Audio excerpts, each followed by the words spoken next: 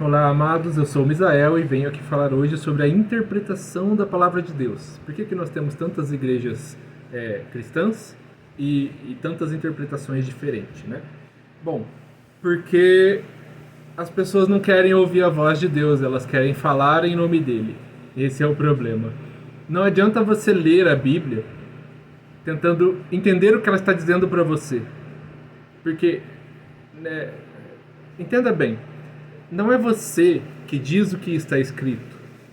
É Deus que está falando algo e você tem que tentar entender o que é que ele está falando. Eu não sei se foi muito claro nisso, mas tantas interpretações e elas divergem umas entre as outras entre as igrejas, né? Tem igreja que a mulher tem que ter cabelo longo, tem igreja que não se importa. Tem igreja que você pode ir de short, tem igreja que você tem que ir de calça. Ou de vestido, no caso das mulheres, vestido, saia. Por que há essas divergências? Porque alguém se beneficia disso, e não é Deus. O evangelho foi fermentado, existe uma visão de cristianismo para agradar cada tipo de pessoa, mas Deus não se preocupa em agradar ninguém, ele é o que é. E o problema é quando você olha para a palavra de Deus tentando dizer o que Deus falou com você, ao invés de ouvir o que ele está falando. Vou dar um exemplo aqui da alimentação, tá? No Éden, Deus disse para Adão e Eva comerem tudo que tem semente. Depois veio Noé e Deus disse para Noé: coma de tudo que existe na face da terra, exceto sangue. E aí nas leis, Deus restringiu diversos alimentos, porque alguns alimentos contaminam e outros são uns impróprios, outros próprios para consumo. E aí tem igrejas hoje que batem a cabeça com isso, umas dizendo que a lei deve ser seguida à risca e outras dizendo que Jesus cumpriu a lei e nós estamos fora da lei, não precisamos cumprir a lei de acordo com o que diz Paulo. É óbvio que a lei deve ser observada. Por quê? Porque Jesus ensinou o que Deus queria através do sábado.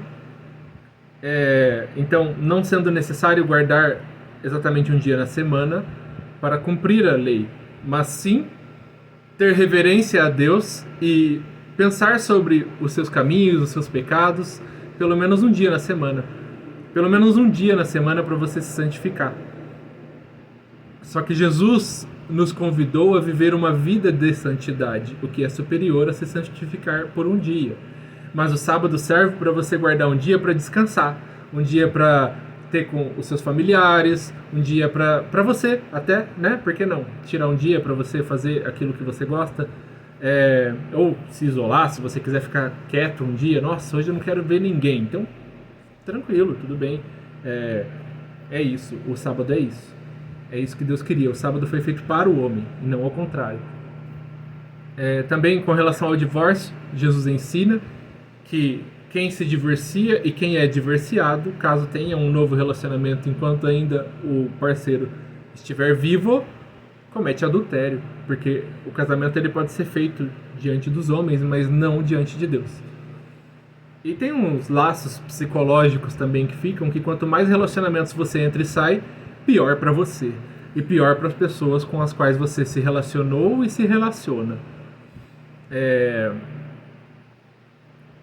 E aí, voltando na questão da alimentação, se a gente for trazer a lei de Moisés de lá para cá, não querendo atualizar a Bíblia ou alguma coisa assim, mas entendendo o que Deus está querendo através daquilo ali, assim como Jesus explicou o sábado, o divórcio e diversas outras coisas, tá?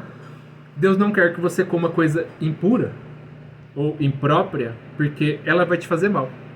Essa é a lei. É pro seu próprio bem que Deus está dizendo, não faça isso, vai te fazer mal. E o que fazia mal na época de Noé é diferente do que fazia mal na época de Moisés, quando as leis foram escritas. Por que para Noé Deus falou coma de tudo e para Moisés Deus restringiu o que podia se comer ou não? Entende? É porque o homem já tinha contaminado a terra no tempo de Moisés e aí determinadas coisas fariam mal para o homem, então não coma. Hoje, se a gente for trazer para os dias de hoje, muitos alimentos que são permitidos na lei de Moisés, hoje são impróprios. Aqui no Brasil, né, principalmente. Vamos falar do trigo, por exemplo. O trigo ele tem 26 vezes mais glúten o trigo americano, aqui, das Américas, do que o trigo que tem lá na Europa, porque ele foi modificado geneticamente. E essa modificação genética do glúten, né, ela traz malefícios e inflamações para o nosso corpo. Então, embora não esteja escrito, o trigo americano é impróprio para consumo, que ele vai te causar inflamação, entende? E aí pega pastel, pizza, pão, tudo de bom, biscoito, bolacha, alimentos transgênicos que tiveram seu DNA modificado. Pegaram DNA de bactéria e DNA de alimento, se não me engano é soja ou milho, e fundiram ele para obter algum benefício, ou ser mais resistente até a colheita, ou durar mais até o transporte. Bom, o homem modificou o que Deus fez perfeito. Se o homem é imperfeito, vai sair perfeito o que o homem fez? Vamos dar uma olhada no que aconteceu com o trigo? Então, o trigo, que seria um alimento próprio para consumo biblicamente falando, natural, né? Não é natural, porque o homem modificou. Então, o que Deus ensina através da lei é que nós temos que prestar atenção na nossa alimentação. Prestar atenção no que a gente está colocando no corpo, para não contaminar o corpo. Não tem a ver com o pecado, tá? Você pode abençoar um alimento que foi consagrado e consumir normalmente, porque a bênção de Deus é superior à consagração de qualquer outra coisa. Mas não adianta você abençoar um veneno e tomar o veneno, vai te fazer mal. Então, se você está se alimentando com coisas envenenadas, vão te fazer mal. E pensando na lei, Deus gostaria que você refletisse sobre o tipo de alimento que você está colocando na sua mesa, na sua casa, para a sua família. Diversas doenças que temos hoje vêm disso, né? Existem relações entre o câncer de próstata e o consumo de leite, por causa tanto da caseína, que é inflamatória, e o leite sem lactose contém caseína, porque é a proteína do leite. Não tem como fugir, se você toma leite de vaca, você está consumindo caseína. Tanto pelo alto índice hormonal que tem no leite, que é para fazer um bezerrinho virar um bichão em pouco tempo, então relacionado ao câncer de próstata. O alumínio com o qual você cozinha, o alumínio que tem no seu desodorante, o alumínio que está no seu remédio, o alumínio é cancerígeno. Falando de coisas simples agora, o frango, eles colocam hormônio no frango, dão ração sintética para o frango comer. Qual é a qualidade daquela alimentação daquele frango? Que aquela composição química vai passar para aquela carne que vai passar para o seu corpo. Tá entendendo?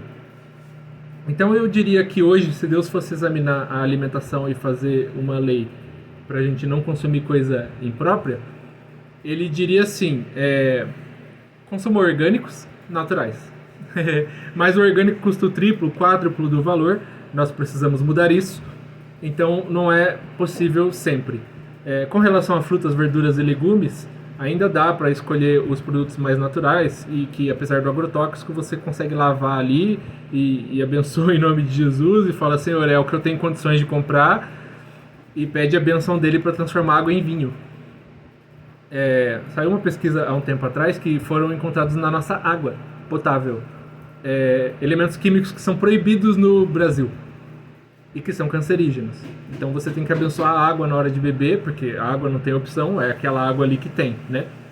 Então é isso. Você vê que nós devemos analisar a palavra de Deus de acordo com o ponto de vista de Deus da palavra, o que ele quer dizer através dela, e não tirar interpretações dela.